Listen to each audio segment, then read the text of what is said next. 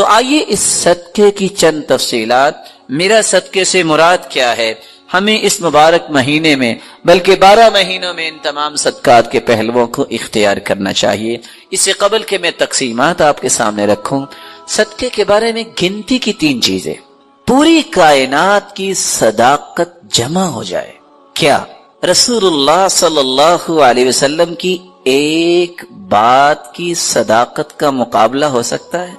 نہیں ہو سکتا۔ تو پھر اگر اللہ کے رسول صلی اللہ علیہ وسلم کسی بات پہ قسم اٹھا لیں، کوئی بات رہ گئی؟ آپ نے قسم اٹھائی، ثلاث اقسم علیہن، لوگوں میں 3 چیزوں پہ قسم اٹھاتا ہوں۔ پہلی چیز، ما نقصت صدقۃ من مال، میں قسم اٹھاتا ہوں جو شخص صدقہ کرتا ہے اللہ کی قسم اس کا مال کم نہیں ہوتا، بڑھتا ہے، شک کی گنجائش ہے۔ دوسری بات، میں اس بات پہ قسم اٹھاتا ہوں وَمَا تَوَاضَعَ عَبْدٌ لِلَّهِ إِلَّا رَفَعَهُ اللَّهُ، اور دوسری روایت کے الفاظ یہ بھی ہے وَلَا عَفَا رَجُلٌ عَنْ مَظْلَمَةٍ ظُلِمَهَا إِلَّا زَادَهُ اللَّهُ عِزًّا، اللہ کی قسم جس کے ساتھ زیادتی ہو اگر وہ معاف کر دے، اور دوسرے لفظ اگر کوئی تواضع اختیار کرے تو وہ گرتا نہیں، اللہ اس سے اور عزتوں سے نوازتے ہیں۔ تیسری بات، وَلَا فَتَحَ رَجُلٌ عَلَى نَفْسِهِ بَابَ مَسْأَلَةٍ إِلَّا فَتَحَ اللَّهُ عَلَيْهِ بَابَ فَقْرٍ، جو کشکول گدائی لوگوں کے سامنے کرتا ہے، اپنی ضروریات کا رخ اللہ کی طرف نہیں کرتا، اللہ کی قسم اللہ اس پہ فقیری کے اور دروازے کھول دیتے۔ ایک بات یاد رکھنے والی ہے، جس شخص کے ذہن میں یہ بات ہے کہ صدقہ کرنے سے مال ختم ہوگا، اس حدیث کی روشنی میں اللہ کے رسول نے قسم اٹھائی ہے اس کا مال کم نہیں ہوتا، زیادہ ہوتا ہے۔ دوسری بات، دنیا میں اگر مقابلہ ہو تو کون جیتتا ہے؟ جس کے پاس مال زیادہ ہے، ایسا ہی ہے۔ اگر اللہ رب العزت فرمائے میرے بندے آؤ مجھ سے مقابلہ کرو، انفق علیک، تم میری راہ میں خرچ کرو میں تجھ پہ خرچ کروں گا، کون جیتے گا؟ جواب دیجیے، حدیث قدسی، یا ابن آدم انفق علیک، تم میری راہ میں خرچ کرو میں تجھ پہ کروں گا، مقابلہ ہے خالق مخلوق کا، کون جیتے گا؟ کوئی اللہ کو ہرا سکتا ہے؟ اس لیے رسول اللہ صلی اللہ علیہ وسلم نے بلال سے کہا تھا، بلال انفق ولا تخشى من ذی العرش اقلالا، خرچ کرو اللہ کے خزانوں کے ختم ہونے کا خوف نہ کھاؤ، اللہ کے خزانے اتنے ہیں، حدیث قدسی ہے، لو ان اولکم وآخرکم وانسکم وجنکم قاموا فی صعید واحد، اگر آدم علیہ السلام سے لے کے قیامت تک آنے والے جن انسان ایک ہی میدان میں کھڑے ہو جائیں، ہر اپنی خواہش اللہ کے سامنے پیش کریں، اللہ سب کی خواہشوں کو پورا کر دے، تو اللہ رب العزت فرماتے ہیں میں نقص من ملکی شیئا، میری بادشاہی میرے خزانوں میں اتنی بھی کمی نہیں آئے گی، جتنا تم سوئی سمندر میں ڈالتے ہو تو جب نکالو تو پانی کتنا آتا ہے، اتنا بھی میری بادشاہی اور خزانوں میں کمی نہیں آتی۔ تو رب کے ساتھ مقابلہ اور رب کے ساتھ اس پروجیکٹ کو قبول کرنے والا کبھی خسارہ نہیں اٹھاتا۔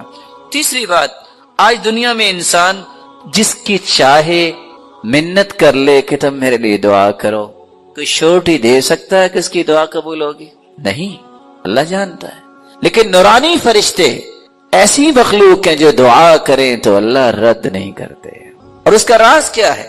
نورانی فرشتے اس وقت تک دعا کرتے ہی نہیں جب تک اللہ تعالیٰ کا حکم نہ ہو، اور اللہ رب العزت اپنے فرشتوں کو اس وقت تک حکم دیتے ہی نہیں جب تک اپنے بندے سے راضی نہ ہو جائیں۔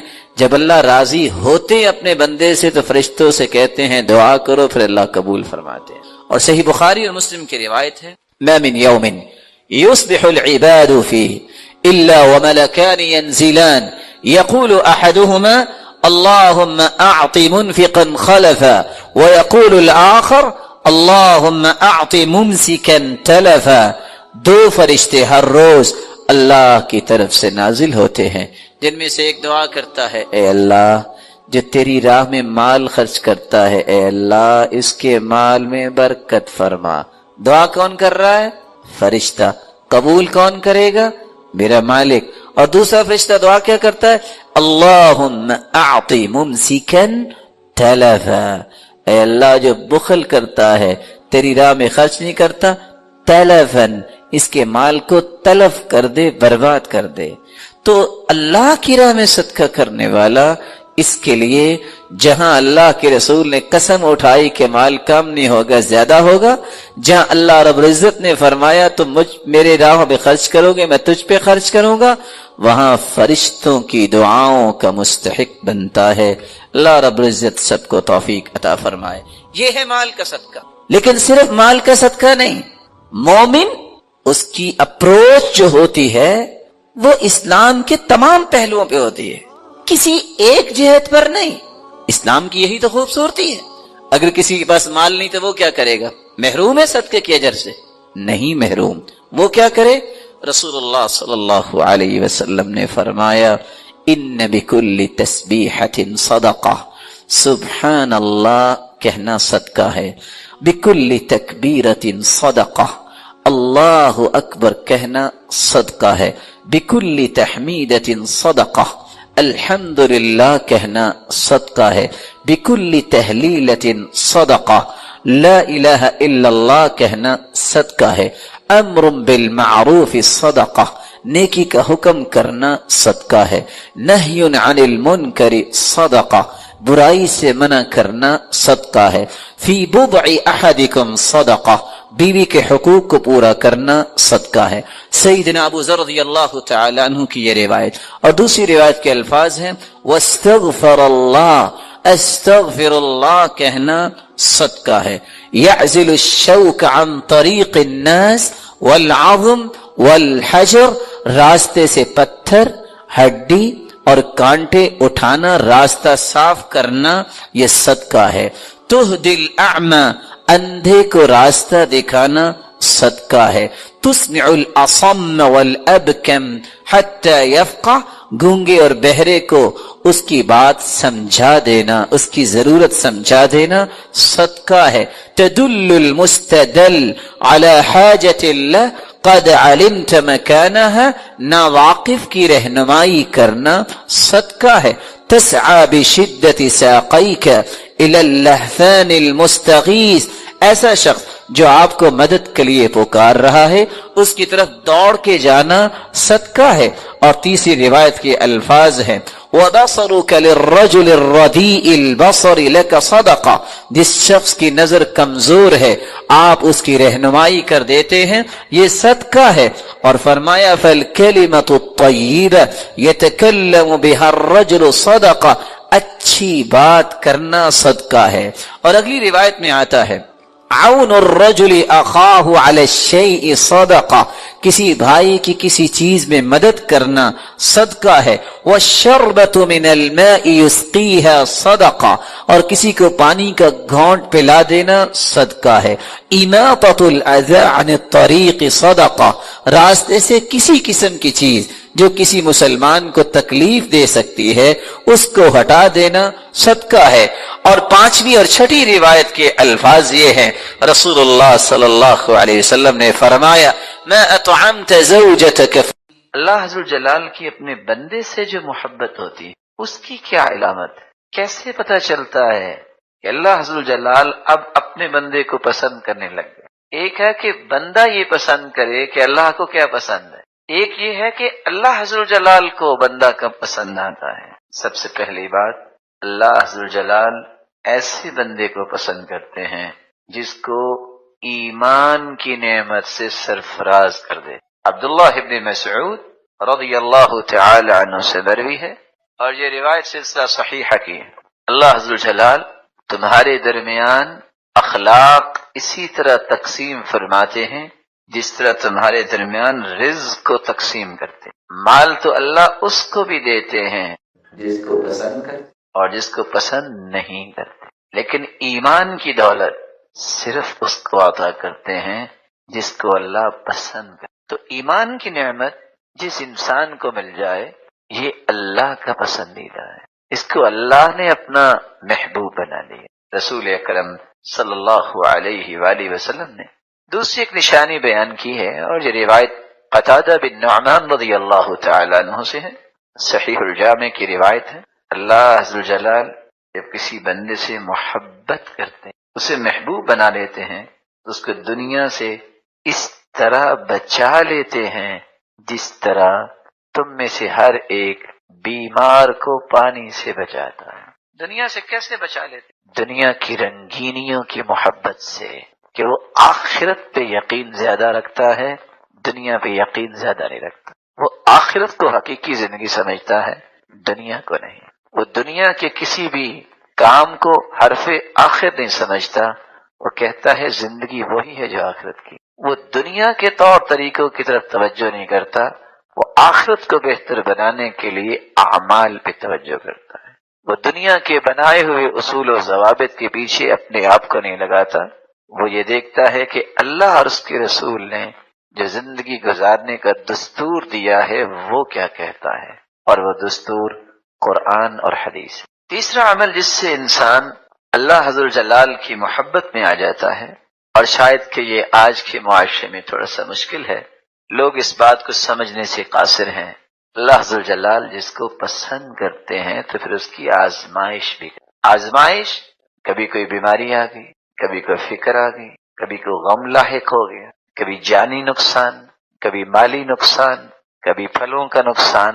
یہ اللہ حضر جلال جب کسی سے محبت کرتے ہیں تو پھر اس کی آزمائش کرتے ہیں۔ اور قرآن مجید میں اللہ حضر جلال نے اس لیے فرمایا ہے، حسب الناس ان يتركوا ان يقولوا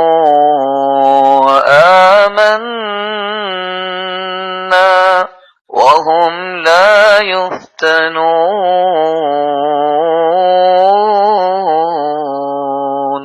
وَلَقَدْ فَتَنَّا الَّذِينَ مِن قَبْلِهِمْ وَلَيَعْلَمَنَّ اللَّهُ الَّذِينَ صَدَقُوا وَلَيَعْلَمَنَّ الْكَاذِبِينَ۔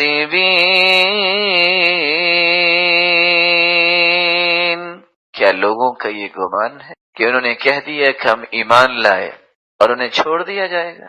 نہیں، وَهُمْ لَا يُفْتَنُونَ، ان کا تو ابھی امتحان ہی نہیں ہوا، ان کی تو آزمائش ہی نہیں ہوئی۔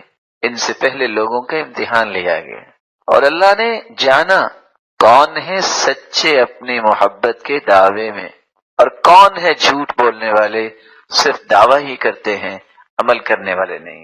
سیدنا بلال رضی اللہ تعالیٰ عنہ، کسی نے جب پوچھا کہ آپ بڑی باتیں کرتے ہو، آپ کو اتنی سزائیں کیوں ملی، توحید تو بیان کرتے ہو، تو انہوں نے مسکرا کے کہا تھا، آپ بھی تو بازار میں جا کے مٹی کا برتن ہوتا تو کٹکھٹا کے دیکھتے ہو کہ مٹی صحیح لگی ہے، تو اللہ حضر جلال نے بھی میرے ایمان کو چیک کیا اور اللہ کو پسند آئے۔ تو اس لیے جس طرح آپ برتن خریدتے وقت بھی چیک کرتے ہو، تو اللہ حضر جلال نے مجھے اپنا محبوب بنانا تھا تو چیک کیا ہے، اس میں پریشانی والی کون سی بات ہے؟ تو رسول اکرم صلی اللہ علیہ وسلم کا فرمان ہے، اور یہ روایت صحیح الجامع کی ہے، سیدنا انس بن مالک رضی اللہ تعالی عنہ روایت کے راوی ہیں، جتنی بڑی آزمائش ہوتی ہے اللہ حضر جلال اتنا ہی بڑا انعام دیتے ہیں۔ اللہ حضر جلال جب کسی قوم سے محبت کرتے ہیں تو پھر ان کی آزمائش کرتے ہیں، جو پھر بھی اللہ سے راضی ہو جائے اللہ پھر آزمائش کے بعد اسے اپنی رضا سے نواز دیتے ہیں، اور جو اللہ حضر جلال کی طرف سے آنے والی کسی مصیبت پہ ناراضگی کا اظہار کرتا ہے اس کو اللہ کی ناراضگی ہی ملتی ہے، آزمائش اللہ کی طرف سے۔ چوتھی نشانی جس سے انسان کو پتہ چلتا ہے کہ میں اللہ کا محبوب بن گیا ہوں، اللہ حضر جلال زمین و آسمان میں اس آدمی کی مقبولیت میں اضافہ فرما دیتے۔ حدیث کیا ہے؟ صحیح بخاری اور صحیح مسلم کی روایت ہے، سیدنا ابو ہریرہ رضی اللہ تعالی عنہ سے مروی ہے، اللہ حضر جلال جب کسی سے محبت کرتے ہیں، اللہ کو جب کوئی بندہ پسند آ جاتا تو اللہ حضر جلال جبریل کو آواز دیتے ہیں، پھر کیا ہوتا ہے؟ آسمانوں میں زلزلہ آ جاتا ہے، سب فرشتے بے ہوش ہو جاتے ہیں، اللہ کے حکم سے سب سے پہلے جبریل ہوش میں آتے ہیں، اور پھر اللہ حضر جلال جبریل سے کہتے ہیں اور جبریل کہتے ہیں ماذا یقول ربنا، ہمارے رب نے کیا فرمایا؟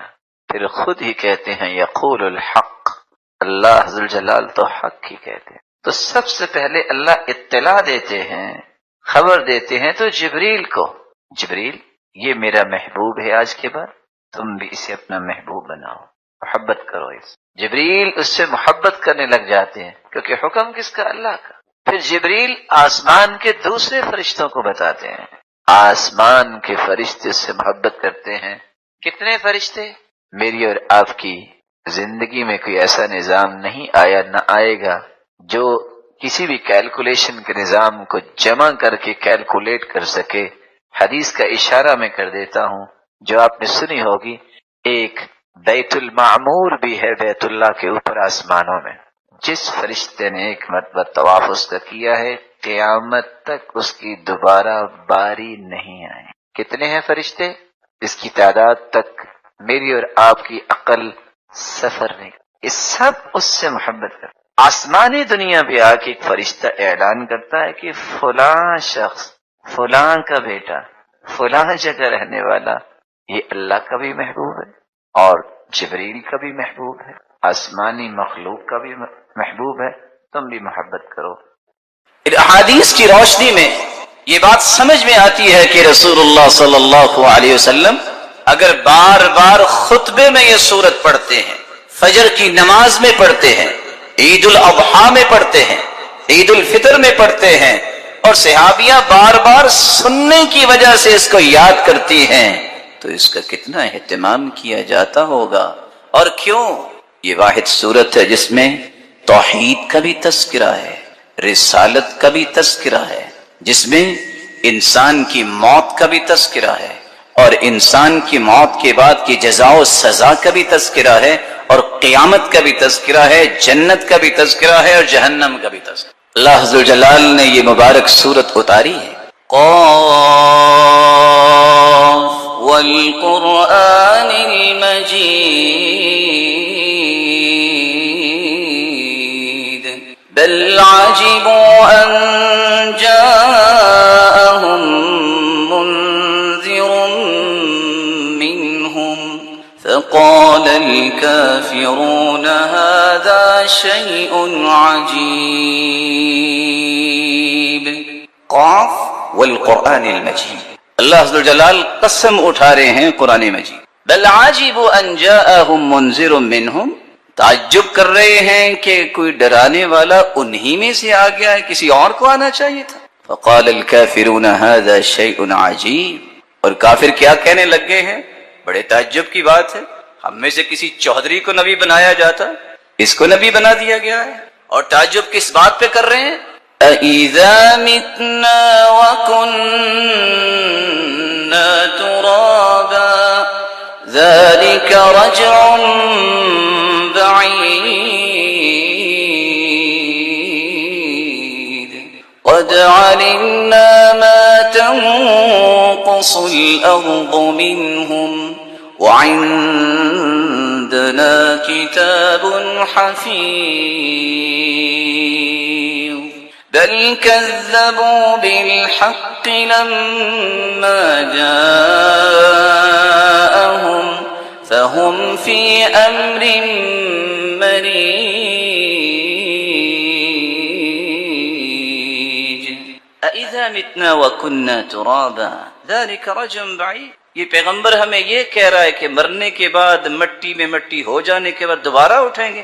سمجھ نہیں آتی۔ کس کو سمجھ نہیں آتی؟ کافر کو سمجھ نہیں آتی۔ مومن کا تو ایمان ہے۔ قد علمنا ما تنقص الارض منهم، اللہ ذوالجلال فرماتے ہم جانتے ہیں کہ زمین کس کس کو کھا گئی ہے۔ وعندنا کتاب حفیظ، اور ہمارے پاس ایسی کتاب ہے جو حفاظت کرنے والی ہے، سب چیزیں اس میں معلوم ہیں، لکھی ہوئی ہیں کہ کس نے کب مرنا ہے اور کس کو کب موت آئے گی، یہ سارا ریکارڈ مرتب ہے، اور اس میں کسی قسم کا کوئی خلل نہیں آئے گا۔ بل کذبوا بالحق لما جاءهم، ان کے پاس جب قرآن آ گیا، اللہ کا پیغمبر آ گیا، انہوں نے اس کو ٹھکرا دیا، اس کا انکار کر دیا۔ فهم في امر مريج، اور ابھی تک اس بات میں تذبذب کا شکار ہیں، الجھاؤ میں پڑے ہوئے ہیں کہ قیامت آئے گی۔ مومن کسی الجھاؤ کا شکار نہیں ہوتا، کافر الجھتے ہیں، پتہ نہیں یہ کیسے ہو سکتا ہے کہ انسان مر جائے اور دوبارہ زندہ ہو جائے۔ أَفَلَمْ يَنظُرُوا إِلَى السَّمَاءِ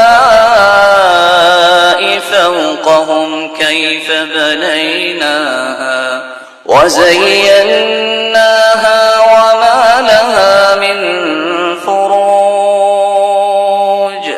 وَالْأَرْضَ مَدَدْنَاهَا وَأَلْقَيْنَا فِيهَا رَوَاسِيَ وَأَنبَتْنَا فِيهَا مِن كُلِّ زَوْجٍ بَهِيجٍ تَبْصِرَةً وَذِكْرَى لِكُلِّ عَبْدٍ مُنِيبٍ۔ اللہ ذوالجلال فرماتے ہیں کیا یہ آسمان کی طرف نہیں دیکھتے؟ ہم نے کیسے آسمان کو بنایا؟ دنیا جہان کا انسان جو بھی بلڈنگ بناتا ہے چند مہینے نہیں گزرتے اس میں خلل ظاہر ہونا شروع ہو جاتا۔ اللہ نے بغیر ستونوں کے آسمان کو بنایا۔ اللہ ذوالجلال اپنی کبریائی اور عظمت کے دلائل دے رہے ہیں۔ دیکھا انہوں نے آسمان کو، کیا اس میں کوئی خلل، کوئی رخنا، کوئی دراڑ ان کو نظر آئی ہے؟ اور دوسری جگہ اللہ ذوالجلال فرماتے ہیں ثم ارجع البصر کرتین، اچھا ایک مرتبہ تمہیں نظر نہیں آیا کوئی خلل، دوبارہ دیکھ لو، ذرا ٹک ٹکی لگا کے دیکھ لو، شاید کو تمہیں کوئی خلل نظر آئے۔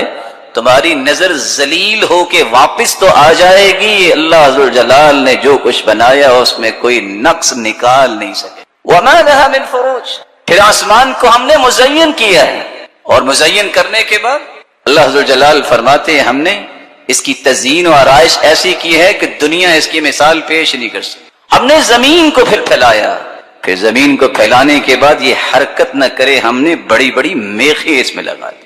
وَأَنبَتْنَا، اور ہم نے اس زمین کو پھیلانے کے بعد اس میں خزانے بھی رکھے، اور اللہ ذوالجلال فرماتے ایسا ایسا اناج اس میں ہم نے رکھا کہ جس کو دل دیکھ کے دل انسان کا خوش ہو جاتا۔ أَفَلَمْ يَنظُرُوا إِلَى السَّمَاءِ فَوْقَهُمْ كَيْفَ بَنَيْنَاهَا وَزَيَّنَّاهَا وَمَا لَهَا مِن فُرُوجٍ وَالْأَرْضَ مَدَدْنَاهَا وَأَلْقَيْنَا فِيهَا رَوَاسِيَ وَأَنبَتْنَا فِيهَا مِن كُلِّ زَوْجٍ بَهِيجٍ تَبْصِرَةً وَذِكْرَى لِكُلِّ عَبْدٍ مُنِيبٍ وَنَزَّلْنَا مِنَ السَّمَاءِ مَاءً مُبَارَكًا فَأَنبَتْنَا بِهِ جَنَّاتٍ وَحَبَّ الْحَصِيدِ وَالنَّخْلَ بَاسِقَاتٍ لَهَا طَلْعٌ نَضِيدٌ رِزْقًا لِلْعِبَادِ وَأَحْيَيْنَا بِهِ بَلْدَةً مَيْتًا كَذَلِكَ الْخُرُوجُ كَذَّبَتْ قَبْلَهُمْ قَوْمُ نُوحٍ وَأَصْحَابُ الرَّسِّ وَثَمُودَ وَعَادٌ وَفِرْعَوْنُ وَإِخْوَانُ لُوطٍ وَأَصْحَابُ الْأَيْكَةِ وَقَوْمُ تُبَّعٍ كُلٌّ كَذَّبَ الرُّسُلَ فَحَقَّ وَعِيدِ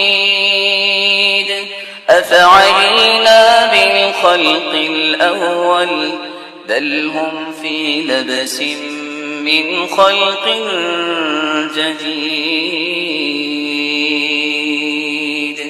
ہم نے یہ آسمان جو بنائے ہیں پھر اس کو مزین کیا ہے۔ اگر کسی کو اللہ نے عقل دی ہے تو اس کو یاد رہنا چاہیے کہ اس جیسی کوئی چیز دنیا میں پیدا کرنے کے قابل نہیں ہے، کیونکہ سب کے سب اللہ کی مخلوق۔ تبصرۃ وذکریٰ لکل عبد منیب، لیکن یہ اس کی قسمت میں ہوتا ہے کہ وہ نصیحت پکڑتا ہے اور اسے یاد رہتی ہیں یہ چیزیں جس کو اللہ کی طرف رجوع کرنے کی اللہ ذوالجلال ہی توفیق دیتے۔ جو اللہ ذوالجلال کے ساتھ جڑ جاتا ہے وہی اللہ حضور جلال کی کبریائی اور عظمت اور تقدس کے گیت الاپتا ہے. وَنَزَّلْنَا مِنَ السَّمَاءِ مَاءً مُبَارَكًا، ہم نے آسمان سے مبارک پانی کو اتارا ہے. فَأَنبَتْنَا بِهِ جَنَّاتٍ وَحَبَّ الْحَصِيدِ وَالنَّخْلَ بَاسِقَاتٍ لَهَا طَلْعٌ نَضِيدٌ، ہم نے باغات بھی اس پانی سے اگائے اور ہم نے اناج بھی اگایا، جس کو کھیتی باڑی کرنے کے بعد اناج گھر میں لے کے آتے ہیں. لمبے لمبے جو ہیں وہ کھجوروں کے درخت بھی بنائے، اور اللہ عز و جلال نے طے بتہ اس پہ کس طرح کھجوروں کے باغوں کو طے بتہ اس کو پھلوں سے بھی نوازا، اور ایسے خوشے کہ جن کو دیکھ کے بھی انسان خوش ہوتا ہے اور کھا کے بھی خوش ہوتا ہے. رزقا للعباد، یہ ساری کی ساری کس کے لیے ہیں؟ اللہ فرماتے ہیں میں نے اپنے بندوں کے لیے رزق بنا کے نازل کیا ہے. وَأَحْيَيْنَا بِهِ بَلْدَةً مَيْتًا، جس طرح بنجر زمین پہ پانی پڑتا ہے تو کس طرح ہریالی آ جاتی ہے، وہ علاقے بارونق ہو جاتے ہیں، جس طرح بنجر زمین سے، مردہ زمین سے یہ سب کچھ نکال سکتے ہیں اللہ ذو الجلال، تو مارنے کے بعد دوبارہ زندہ بھی کر سکتے. كذبت قبلهم قوم نوح، قوم نوح نے بھی انکار کیا تھا، لیکن قوم نوح کے انکار کا نتیجہ انہوں نے دیکھ لیا، اللہ نے ڈبو کے مار دیا. واصحاب الرس وثمود، اور اسی طرح ان لوگوں نے بھی انکار کیا تھا جو عادی اور سمودی تھے، اور عادیوں سمودیوں سے پہلے اصحاب الرس، پرانے کنویں والے، عہد قدیم کی بات ہو رہی ہے. اور بعض مفسرین تو لکھتے ہیں کہ اصحاب الرس ایسی قوم بھی تھی جنہوں نے اپنے پیغمبر کو کنویں میں پھینک دیا تھا. وعاد وفرعون واخوان لوط، فرعونیوں نے بھی انکار کیا تھا، لوط علیہ الصلاۃ والسلام کی قوم نے بھی انکار کیا تھا. لیکن اس انکار کا نتیجہ کیا نکلا؟ اللہ ذو الجلال نے ان ساری کی ساری قوموں کو عبرت بنا دی. واصحاب الایکۃ وقوم تبع کل کذب الرسل فحق وعید. واصحاب الایکہ، یہ جنگل والے جو ہیں، اور سیدنا اللہ کے پیارے پیغمبر کو مدین کی طرف بھیجا شعیب علیہ السلام کو، اور ایک ہی قبیلے کی دو شاخیں تھیں، یہ جھنڈ کے جھنڈ جہاں باغات تھے اور جنگل بھی ایسے گھنے تھے، اللہ نے ان کی طرف بھی شعیب علیہ السلام کو بھیجا، لیکن دونوں نے ہی اپنی اپنی عادات کی وجہ سے اللہ کے عذاب کے مستحق ہونا اپنے آپ کو ٹھہرا لیا. ساتھ ہی اللہ ذو الجلال پھر فرماتے ہیں، یہ انکار کر رہے ہیں کہ قیامت نہیں آئے گی. افعینا بالخلق الاول، کیا ہم نے جو پہلی مرتبہ پیدا کیا ہے تو نعوذ باللہ تھکاوٹ ہوگی؟ بل ہم فی لبس من خلق جدید، یہ تو قیامت کے دن کے بارے میں تذبذب کا شکار ہے، اس میں شک میں پڑے ہوئے ہیں کہ قیامت آئے گی کہ نہیں آئے گی. قیامت آئے گی، اس میں شک کرنے والا مومن نہیں ہو سکتا، وہ کافر ہی ہوتا. کچھ لوگوں کا کہنا ہے کہ کیسے انسان، یہ وہی شک جو اس قوم نے کیا تھا آج بھی آ گیا. ایک شخص سمندر میں ڈوب جاتا ہے، قبر تو بنتی نہیں تو حساب کیسے؟ ایک شخص جہاز میں ہوتا ہے، جہاز کریش ہو جاتا ہے تو وہ کہاں ہوتا ہے؟ صحیح بخاری کو کھول کے دیکھیے، اللہ کے رسول صلی اللہ علیہ وسلم نے فرمایا، ایک شخص نے اپنے بچوں کو جمع کیا اور کہتا ہے کہ بتاؤ مجھ سے سچی محبت ہے کہ نہیں؟ کہا کیوں نہیں؟ تو کہنے لگا اگر تم میرے بیٹے ہو، اذا انا مت، جب میں مر جاؤں، فاحرقونی ثم ذرونی، تو مجھے جلا کے راکھ بنا دینا، اور میری راکھ کو ہواؤں اور فضاؤں میں اڑا دینا اور سمندر اور دریاؤں میں بہا دینا. بیٹوں نے ایسا ہی کیا، راکھ بن گیا، بہا دیا گیا، اڑا دیا گیا. اللہ کا حکم ہوا اور اس راکھ کو جمع کیا گیا. دوبارہ اللہ نے اسے بندہ بنا کے کھڑا کر دیا. پوچھا بتاؤ یہ تم نے کیوں کیا؟ لما صنعت هذا، اور میرے بندے تو نے یہ کام کیوں کیا؟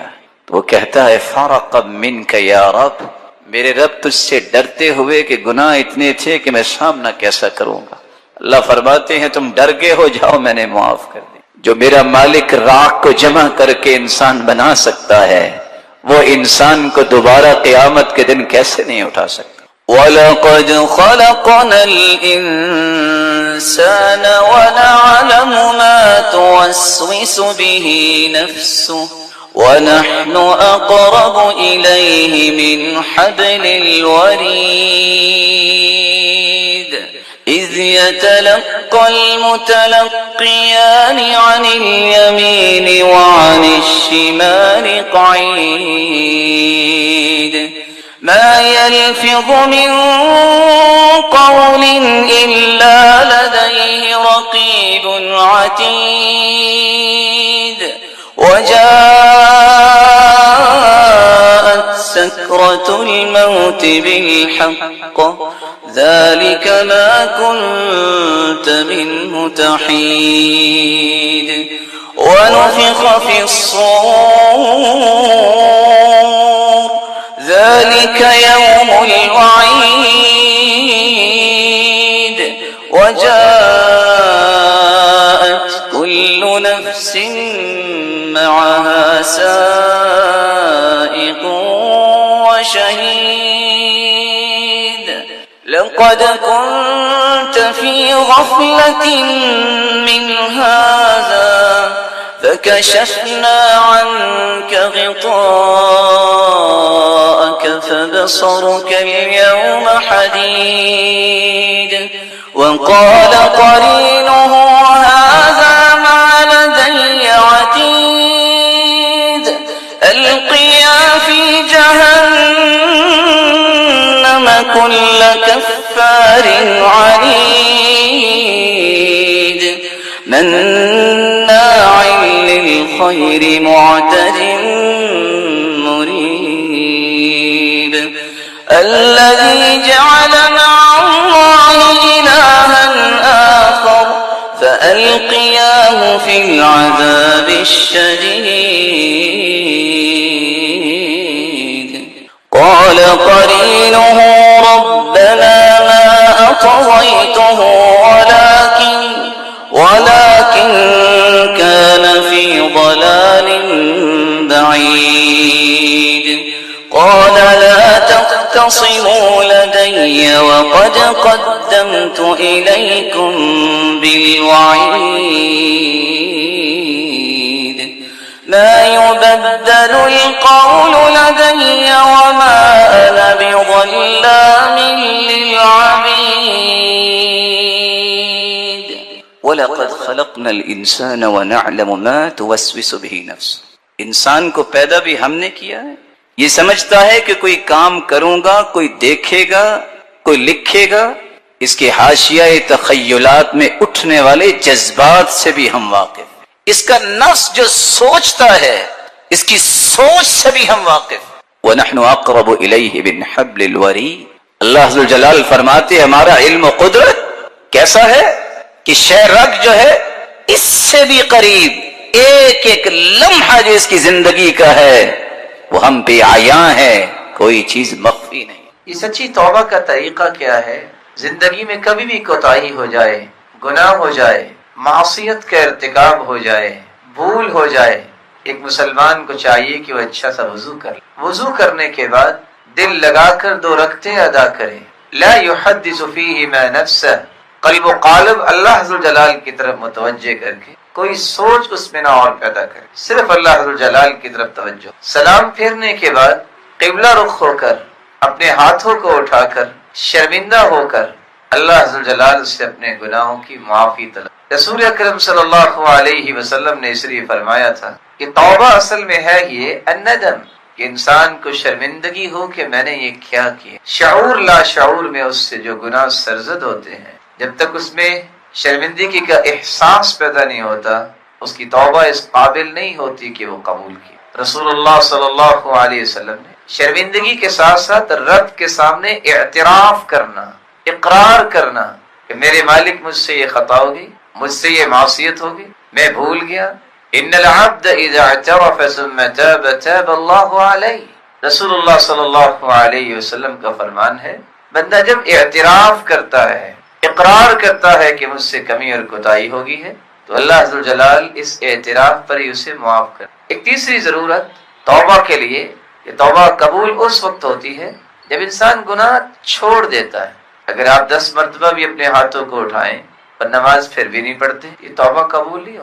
آپ جھوٹ بولتے ہیں، اللہ نہ کرے 10 مرتبہ بھی آپ نے توبہ کی اور جھوٹ جاری ہے، شرط یہ ہے کہ وہ گناہ چھوڑے، کیونکہ رسول اللہ صلی اللہ علیہ وسلم نے فرمایا ان العبد اذا اخطأ خطیئہ نکتت فی قلبہ نکتۃ سوداء، جب بندہ گناہ کرتا ہے تو اس کے دل میں ایک سیاہ نشان لگ جاتا ہے، نقطہ لگ جاتا ہے، وہ گناہ کرتا جاتا ہے اور دل سیاہ ہوتا جاتا ہے، یہاں تک کہ پورا دل سیاہ ہو جاتا ہے۔ لیکن اگر وہ فإن هو نزع واستغفر وتاب صقل قلبه، اگر وہ گناہ کو چھوڑ دے، توبہ کر لے استغفار کرے تو اللہ ذوالجلال اس کے دل کو بھی دوبارہ سفید کر دیتے ہیں اور اس کے گناہوں کو بھی معاف۔ اس لیے رسول اللہ صلی اللہ علیہ وسلم کے اس فرمان کی روشنی خصوصاً شرک اور بدعات سے فوراً توبہ کی۔ شرک کی تو معافی نہیں ہے اگر انسان اس حالت میں فوت ہو جائے، اور بدعت جس کو معمولی سمجھا جاتا ہے، بدعت کا مطلب یہ ہے کہ وہ کام جو اللہ کے رسول نے نہیں کیا، جس کا حکم نہیں دیا، جو صحابہ کرام نے عمل نہیں کیا، وہ عمل کرنا شروع کر دے اور کہے کہ بہت اچھا عمل ہے۔ کوئی بھی اچھائی ایسی نہیں جس کے بارے میں اللہ کے رسول نے آگاہ نہ کیا ہو۔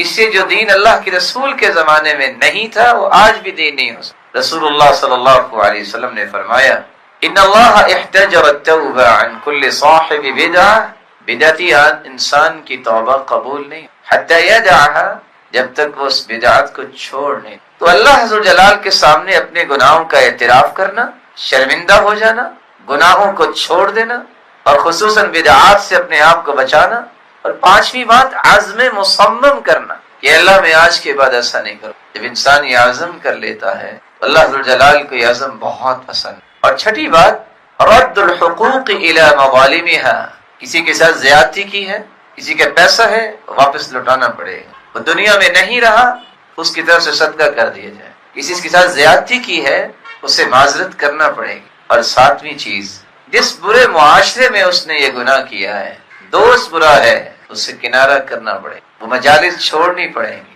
یہ توبہ کے لیے ضروری ہے تاکہ وہ توبہ پہ قائم رہ سکے۔ ایک شخص آیا تھا اور آ کے کہتا ہے کہ میں نے 99 لوگوں کو قتل کیا ہے، کیا میری توبہ ہے؟ تو پادری نے کہا کہ اتنے بڑے ظالم کی توبہ کیسے ہوگی؟ اس نے اس کی بھی گردن اڑا دی۔ پھر کسی صالح اور نیک انسان کے پاس آیا، یہ بتاؤ میری توبہ ہے؟ کہا اب بھی توبہ تیری ہے، اللہ کی رحمت بہت وسیع، لیکن توبہ کیسے ہوگی؟ اتقریۃ کذا وکذا فإنہم یعبدون اللہ، اس بستی کو چھوڑو، فلان جگہ چلے جاؤ جہاں خالص اللہ ذوالجلال کی عبادت کرنے والے رہے۔ وہ جو ہی گھر سے نکلا فأدرکہ الموت، موت آ گئی، اللہ کے نورانی فرشتے آ گئے۔ کچھ فرشتے کہیں کہ یہ جنت میں جائے گا کیونکہ اس نے توبہ کر لی، دوسرے فرشتے کہنے لگے کہ اس نے عمل تو کیا